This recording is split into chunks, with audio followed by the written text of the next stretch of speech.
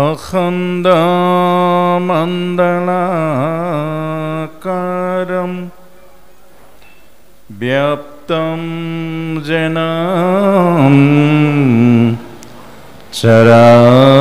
चराचरं तत्पदं दर्शितं येन तस्मै श्री गुरुवे नमः। ब्रह्मानन्दं परमसुखदं केवले ज्ञानमूर्तिं द्वन्द्वातीतं गगनसदृशं तत्त्वमच्युतादिलक्षणम् एकं नित्यं विमलायचलं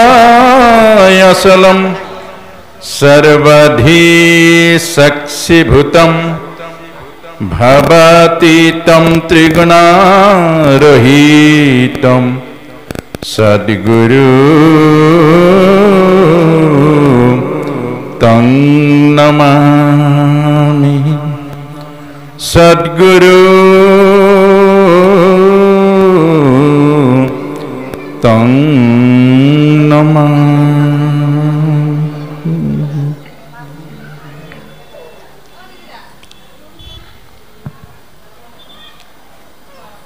আজিৰ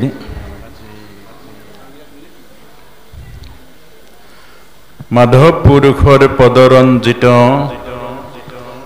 এই পবিত্ৰ পুণ্যক্ষেত্ৰ নাৰায়ণপুৰ অঞ্চলৰ এই গাঁৱৰ প্ৰতিঘৰ গৃহস্থীৰ শ্ৰদ্ধা ভক্তি আস্থা বিশ্বাসৰ এই ডঙিয়াল ক্ষেত্ৰৰ নামঘৰত তিনিদিনীয়াকৈ আয়োজন কৰা জীৱ তৰণৰ একমাত্ৰ শাস্ত্ৰ শ্ৰীমদ ভাগৱত মহাপুৰাণৰ অবিৰত পাঠৰ এই পবিত্ৰ অনুষ্ঠানৰ শুভ উদ্বোধনৰ বাবে অভাজনক দায়িত্ব দি এই শুভ উদ্বোধনৰ এই পবিত্ৰ আসনত থিয় কৰি আপোনাক সকলোলৈকে আপোনাকৰ শ্ৰী চৰণত সেৱা জনাইছোঁ। লগতে গংগা সদৃশ পবিত্ৰ আই মাতৃসকল, শিৰৰ মুকুটস্বৰূপ ভকত বৈষ্ণৱ সমস্ত, দেশ জাতিৰ ভৱিষ্যত আশা ভৰসাৰ স্থল যুৱক যুৱতীসকল আৰু কণ কণ দেৱশিশুসকল সকলোলৈকে আমি এই পবিত্ৰ ক্ষণত সেৱা জনাইছোঁ, শুভেচ্ছা জনাইছোঁ আৰু প্ৰভুৰ চৰণৰ দিব্য কৃপা, ভাগৱতৰ দিব্য জ্ঞান, ভাগৱতৰ দিব্য ভাৱনাই আপোনালোকৰ বুকুৰ মাজত যাতে উজ্জীৱিত কৰি তুলিব পাৰে তাৰ কাৰণে প্ৰভুৰ চৰণত সকাতৰে সেৱা নিবেদন কৰিছোঁ। আজি এই প্ৰতিকূল বতৰৰ পাছতো অনুকূল এক সুন্দৰ পৰিৱেশ। ইয়াৰ অৰ্থটোৱে হৈছে যে প্ৰভু ভগৱন্তৰ দিব্য সেৱাত দেৱ দেৱীও প্ৰকৃতিয়েও সহায় কৰে আৰু প্ৰকৃতিৰ এই সহায়টোৱে হ'ল এটা সুন্দৰ পৰিৱেশ আমি লাভ কৰিছোঁ। যদি ৰাতিপুৱাৰ নিচিনা এক ভয়ানক অৱস্থা থাকিলহেঁতেন, লখিমপুৰৰ ফালে ইমান ধাৰাসাৰ বৰষুণ দিছে যে ওলাবলৈ উপায় নাই, কিন্তু তাৰ মাজতো যে প্ৰভুৰ সেৱা ভাগলৈ প্ৰকৃতি মাতাই যে এই সুন্দৰ বাতাবৰণ দিছে তাৰ কাৰণে প্ৰভুৰ চৰণত সেৱা জনাই আমাক দিয়া দায়িত্ব ভাগ আমি পালন কৰিবৰ কাৰণে আগবাঢ়িছোঁ। শ্ৰীমদ্ ভাগবত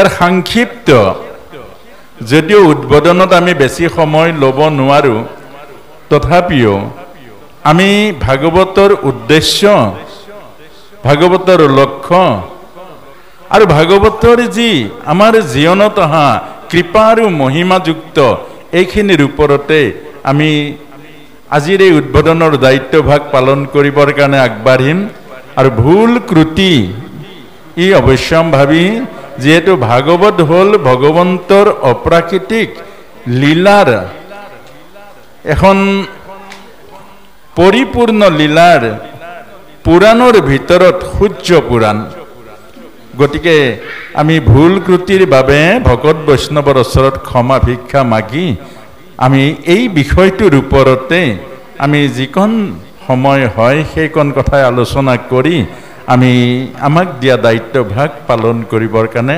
আগবাঢ়িছোঁ মাত্ৰ আপোনাসৱ সমস্ত জনলৈ এটা অনুৰোধ জনাইছোঁ যে ভাগৱতৰ কথা আৰু ঈশ্বৰৰ কথা ই জীৱনৰ কথা আৰু ইয়াক কাণেৰে কেতিয়াও শুনা নাযায়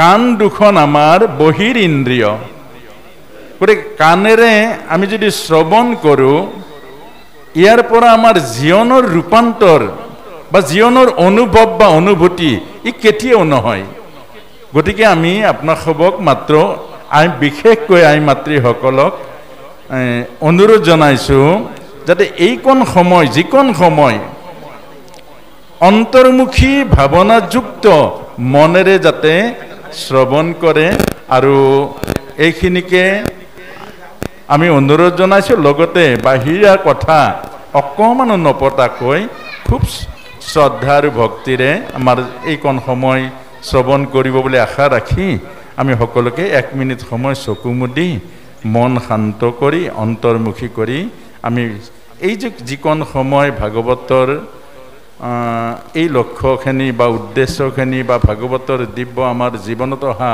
কৃপাখিনি যাতে অনুভৱ কৰিব পাৰোঁ তাৰ কাৰণে মন শান্ত কৰিম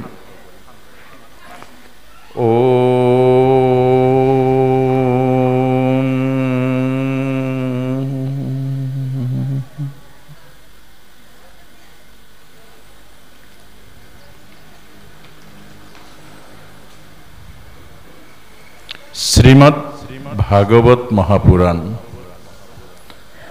আৰু ইয়াতে সংক্ষিপ্ত মৰমৰ নাম চেনেহৰ নাম বা হৃদয়ৰ পবিত্ৰ ভালপোৱাৰ নামে হল ভাগৱত এই ভাগৱতৰ তত্ত্ব আৰু ৰহস্যটো 4টি বৰ্ণৰ মাজেৰে আৰম্ভ হৈছে প্ৰথম বৰ্ণ হল ভা মানে জ্যোতি পোহৰ এটা পোহৰ আমি এইবোৰ দেখিছোঁ সূৰ্যৰ পোহৰ চন্দ্ৰৰ পোহৰ লাইটৰ পোহৰ তৰালীৰ পোহৰ এইবোৰ পোহৰে আমাক বহিৰাজ্যখন দৰ্শন কৰায় সূৰ্যৰ পোহৰে চন্দ্ৰৰ পোহৰে চাকিৰ পোহৰে লাইটৰ পোহৰে লেমৰ পোহৰে এইবোৰ পোহৰ কিন্তু এইবোৰ পোহৰে আমাক বহিৰ জগতখন দৰ্শন কৰায় অন্তৰ জগতখন ই দৰ্শন কৰাব নোৱাৰে অন্তৰ জগতখন দৰ্শন কৰিব নোৱাৰে কাৰণে এইবোৰ পোহৰে আমাৰ জীৱনৰ সঠিক কল্যাণ সঠিক দৰ্শন ঘটাব নোৱাৰে সেই কাৰণে প্ৰয়োজন হল শ্ৰীমদ্ ভাগৱতৰ আৰু সেই শ্ৰীমদ্ ভাগৱতৰ ভা অক্ষৰটোৱে কৈছে যে বাহিৰ আৰু ভিতৰ দুইটাই পোহৰাই তুলিব পৰা বাহিৰ আৰু ভিতৰ দুইটাকে দৰ্শন কৰিব পৰা এখন শাস্ত্ৰ আছে সেই শাস্ত্ৰখনেই হল বেদান্তৰ দ্বিতীয় সূত্ৰ শ্ৰীমদ্ ভাগৱত মহাপুৰাণ ভাগৱতৰ জ্ঞান যদি কাৰোবাৰ হৃদয়ৰ মাজত প্ৰকাশ হয় ভাগৱতৰ জ্ঞান যদি কাৰোবাৰ হৃদয় ৰাজ্যলৈ নিব পাৰে তেতিয়াহ'লে অবিদ্যাৰূপী অন্ধকাৰ নাথাকে, বিদ্যাৰূপী পূৰ্ণ পোহৰে বিৰাজ কৰে। যাক নেকি কৈছে ত্ৰিকালজ্ঞ, যাক নেকি কৈছে মৃত্যুৰ সিপাৰতো অমৃতত্ব দৰ্শন বা লাভ কৰাটো সম্ভৱ। দ্বিতীয়তে কৈছে গীয়তে চনকাদয়া, অৰ্থাৎ ভাগৱতত ইমান ৰস আছে। সনন্দ সনত কুমাৰ যে ব্ৰহ্ম তত্ত্ব জ্ঞানীসকলেও ভাগৱতত ৰস পায়, ৰস আস্বাদন কৰি আপোন পাহৰা হৈ যায়। আৰু সেই ভাগৱত ৰসময়, তাত সিঠা নাই, ছাল নাই, গুটি নাই, মাত্ৰ আছে ৰস। আৰু আমাৰ জীৱনতো সম্পূৰ্ণ ৰস আছে, কিন্তু আমি সেই ৰস আস্বাদন কৰিবৰ সৌভাগ্য লাভ কৰা নাই। কেলে আমি ভাগৱতী ভক্তি হৃদয়ত আহৰণ কৰিলে, ভাগৱতী ভক্তি ৰাজ্যত প্ৰৱেশ কৰিলে, তেতিয়া আমিও সেই জীৱনৰ মাজতে সেই মহাৰস লাভ কৰিম, যি ৰস পাইছিলে মাধৱ পুৰুষে। একো নোহোৱা মাধৱ পুৰুষে, প্ৰায় থাকিবলৈ ঘৰ নাছিলে, পৰিয়াল এটা নাছিলে, টকা পইচাটো সেই সময়ত কথাই নাছিলে, একো নোহোৱা ভাগৱতৰ ৰস আস্বাদন কৰিছিলে মাধৱ পুৰুষে। শবৰীৰ নিচিনা চণ্ডালিনীয়ে সেই জীৱনৰ ৰস আস্বাদন কৰি জীৱন মুক্ত কৰিছিলে। অৰ্থাৎ আমাক এই কথাটোকে কৈছে যে ভাগৱতী ভক্তি মানে ভগৱত ভক্তি যদি আমাৰ হৃদয়ত ধাৰণ কৰিব পাৰোঁ, যদি সেই ভক্তি আমি হৃদয়ত আহৰণ কৰিব পাৰোঁ, তেতিয়া আমি আমাৰ জীৱনৰ যিটো ৰস, জীৱনৰ যিটো আনন্দ, জীৱনৰ মাজত থকা যিটো তৃপ্তি, সেই তৃপ্তিটো আমি লাভ কৰিব পাৰোঁ। তেতিয়া আমি অনুভৱ কৰিম যে মানৱ জীৱনটো কিমান আনন্দময়, মানৱৰ মাজতে বুকুৰ মাজত কেনেকুৱা হৃদয়ানন্দ, কেৰবলানন্দ, পৰমানন্দই বিৰাজ কৰি আছে। ৱব্বয়ে কৈছে বৰ্ততে ত্ৰিশু বেদেশু, অৰ্থাৎ তিনিখন বেদ, ঋক, যজু আৰু সাম। দৰাচলতে বহুতে বেদক কয় চাৰিখন, কিন্তু বৈষ্ণৱ মাৰ্গত আধ্যাত্ম জগতত তিনিখনক গন্তি কৰে, এখনক গন্তি নকৰে। সেইখন হ'ল ঋক, যজু, সাম। অথৰ্ব বেদক গন্তি নকৰে। কেলে নকৰে? অথৰ্ব বেদত আছে মাৰণ, উচতন, বশীকৰণ, তন্ত্ৰ মন্ত্ৰ। আৰু সেইকাৰণে আধ্যাত্ম জগতত বা বৈষ্ণৱ মাৰ্গত সেইখন বেদক গ্ৰহণ নকৰি তিনিখন বেদৰ নাম লৈছে ত্ৰয়ী বেদ। এতিয়া আমাক শিক্ষা দিছে ভাগৱতৰ বৈ কৈছে বৰ্ততে ত্ৰিশু বেদেশু, তিনিখন বেদৰ মূল সাৰ হ'ল শ্ৰীমদ ভাগৱততে প্ৰাপ্তি হয়। অৰ্থাৎ এজন মানুহে যদি এটি ভাগৱতী কৰ্ম কৰে, অৰ্থাৎ এজন অতিথিক যদি ভাগৱতী ভক্তি, ভাগৱতী ভাৱনাৰ দ্বাৰা গৃহলৈ নিমন্ত্ৰণ কৰি আনি সেই অতিথিজনক সেৱা কৰিব পাৰে, তেতিয়াহ'লে যুধিষ্ঠিৰৰ অশ্বমেধ যজ্ঞৰো অধিক ফল লাভ কৰে। এই কথাটো শিকাইছে আমাক যে ভাগৱতী কৰ্ম মানে ভগৱত কৰ্ম বা ঈশ্বৰৰ কৰ্ম। ঈশ্বৰৰ কৰ্ম হ'ল নিষ্কাম, এই বৈদিক কৰ্মবোৰ হ'ল সকাম।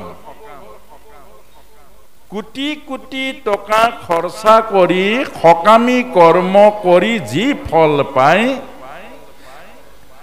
টকা পইচা খৰচা নকৰাকৈ এজন মানুহক কৰা সেৱা, ভক্তি আৰু শ্ৰদ্ধায়ে সকলো ফল লাভ কৰায়। অৰ্থাৎ বেদৰ যিমানবোৰ কৰ্ম আছে, বেদৰ যিমানবোৰ নীতি নিয়ম আছে, বেদৰ যিমানবোৰ সাধনা আৰু সংস্কাৰ আছে, যদি এজন মানুহে কলি যুগত মাত্ৰ ভগৱতী ভক্তি কৰে, পিতৃকে ঈশ্বৰ বুলি ভাবি পিতৃ সেৱা কৰে, মাতৃকে ঈশ্বৰ বুলি ভাবি মাতৃ সেৱা কৰে, ভকতকে ঈশ্বৰ বুলি ভাবি ভকতৰ মাজতে ঈশ্বৰ দৰ্শন কৰে। যদি ভকতৰ মাজতে ঈশ্বৰ সেৱালে নিষ্কামভাৱে কৰিব পাৰে, বেদৰ সমস্ত যজ্ঞ সমস্ত তীৰ্থৰ ফল এই ভাগৱতী কৰ্মত লাভ কৰে। সেইকাৰণে উভয় কৈছে, তয়ে কৈছে ত্ৰায়তে সকলং জগত, অৰ্থাৎ এই জগতখন ত্ৰাণ শক্তি আছে ভাগৱতত, আৰু কতো নাই। ত্ৰাণ মানে উদ্ধাৰ, জনম মৰণৰ পৰা উদ্ধাৰ পাবলৈ হলে, জন্ম মৃত্যুৰ পৰা পৰিত্ৰাণ পাবলৈ হলে একমাত্ৰ উপায় হল ভাগৱত, ভাগৱতী ভক্তি, ভাগৱতী জীৱন যাপন। তাত বাদে আৰু কতো নাই। এই ভাগৱতৰ এই চাৰিটা বৰ্ণই আমাক ভাগৱতৰ তত্ত্ব কৈছে। ইয়াৰ পাছলৈ আমি আহিছো, যদি কাৰোবাৰ মনৰ মাজত অকমান খোকোজা থাকে, এই কথাখিনি উদ্ধৰণৰ শেষতো বা কিবা এটা প্ৰশ্ন আকাৰে সখনি হ'ব পাৰে, কিন্তু মাজত কৰিলে অকমান খেলি মেলি হ'ব যে, সেইকাৰণে আপোনাসবক জনাইছো।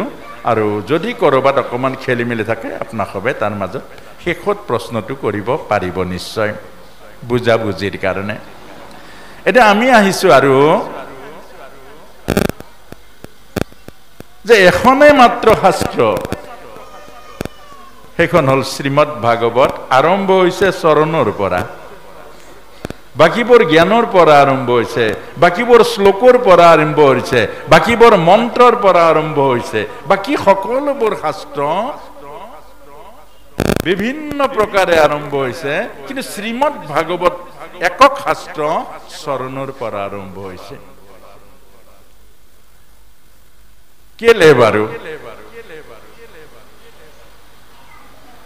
এই কাৰণে যে ভাগৱতত আছে ভক্তি, ভাগৱতত আছে ভক্তি, আৰু নাই। ভাগৱত ভক্তিৰ পৰা আৰম্ভ হৈছে, সেইকাৰণে ভাগৱতৰ আৰম্ভণি হল চৰণৰ পৰা। প্ৰথম দ্বিতীয় স্কন্ধে চৰণ দুতয়, তৃতীয় চতুৰ্থে যাৰ হৈ উৰুধয়, নাভি দেখে পঞ্চমে ষষ্ঠে বক্ষস্থল, সপ্তমে অষ্টমে কৰ কমল যুগল, কণ্ঠ দেখে নৱম দশমে যাৰ তুণ্ড, একাদশে ললাট দ্বাদশে ভৈল মুণ্ড, হেন ভাগৱতৰ মূৰ্তি অতি মনোহৰ, তমাল সদৃশ বৰ্ণ শ্যাম কলেবৰ।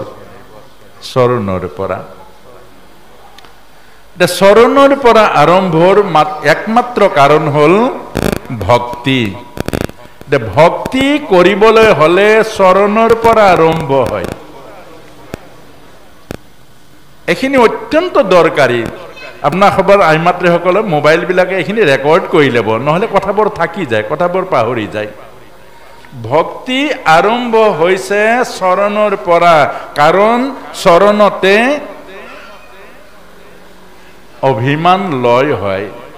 এজন অহংকাৰ থকা মানুহে কোটিবাৰ শৰণ ললেও তেওঁৰ শৰণ সিদ্ধ নহয়।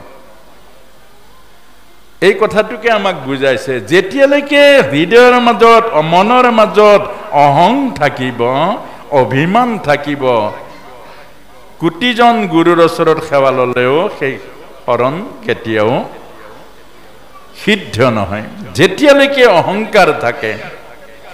আৰু অহংকাৰ গুচাবলৈ হলে চৰণত ধৰিব লাগিব, কাৰণ চৰণত তৰণ আছে। অহংকাৰীজনে চৰণত ধৰিব নোৱাৰে।